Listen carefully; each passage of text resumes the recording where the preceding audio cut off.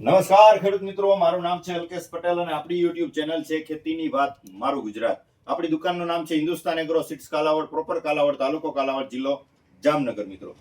મિત્રો તારીખ થઈ છે આજે 19/11/2025. શિયાળુ પાકના વાવેતર ઘણા બધા મિત્રોએ કરી દીધા છે અને હજી શિયાળુ પાકના વાવેતર ધીમે ધીમે થઈ રહ્યા છે.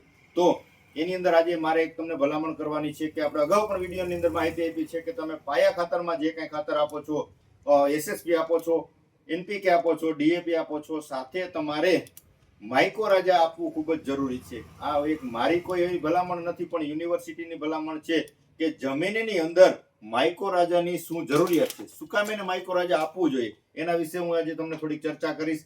માઇકોરાજા જે રૂટમેક્સ અલ્ટ્રા આવે છે, યુનિટી એગ્રી સાયન્સનું દાણાદાર ફોર્મ્યુલેશનની અંદર આવે છે, એટલે તમે અન્ય કોઈ પણ ખાતર વાવો છો પાયા ખાતરની અંદર, એની સાથે આસાનીથી મિક્સ થઈ જશે, નીચે બેસી જવાનો પ્રશ્ન નહીં રહે. અને તમારે 1 એકરનો ડોઝ છે, 4 કિલોની બેગ આવે છે, તો તમને આસાનીથી તમે અન્ય ખાતરો સાથે આનો ઉપયોગ કરી શકો છો. આપણે માઇકોરાજા શું કામ એને આપવું જોઈએ? ઘણા બધા મિત્રોને એવો પ્રશ્ન થતો હોય કે ભાઈ આનો 4 કિલો અને 1 એકરમાં શું કામ આપી દઈએ?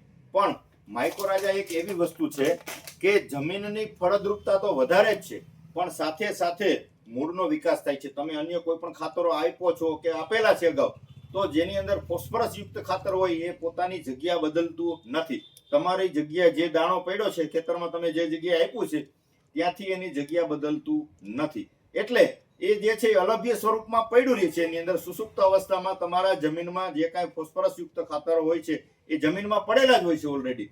પણ તમારો છોડ જે તમે પાકનું વાવેતર કર્યું છે એ મૂળ તમારા જે તમારે ખાતર આપેલા છે ત્યાં સુધી પહોંચશે નહીં, તો તમારો ખાતરનો વ્યય થઈ જશે, ખાતરનો ઉપયોગ છોડ લઈ શકશે નહીં. ભલે તમે વીઘે 20 કિલો આપી દો, 25 કિલો આપી દો, પણ છોડને જે છે એ જમીનમાં પડેલું ખાતર લેવા માટે સફેદ મૂળ, તંતુ મૂળનો જે છે સારામાં સારો ગ્રોથ થઈ ગયેલો હોય તો અને તો જ જે છે છોડ ખોરાક લઈ શકે, બાકી ડાયરેક્ટ છોડ ખોરાક લઈ શકે નહીં. એટલે કે સફેદ મૂળ, તંતુ મૂળના વિકાસમાં માઇકોરાજાનો ખૂબ જ અગત્યનો રોલ હોય છે. એટલે કે જમીનમાં જે કાંઈ તમારે ખાતર આપો છો કે અથવા આપેલા છે, જે કાંઈ પડ્યા છે એ લેવડાવવામાં પણ જે છે રૂટમેક્સ અલ્ટ્રા ખૂબ જ સારું પરિણામ આપે છે. એટલા માટે આપણે વારંવાર ભલામણ કરીએ છીએ કે તમારા નજીકના સેન્ટરમાં પણ મળી રહેશે.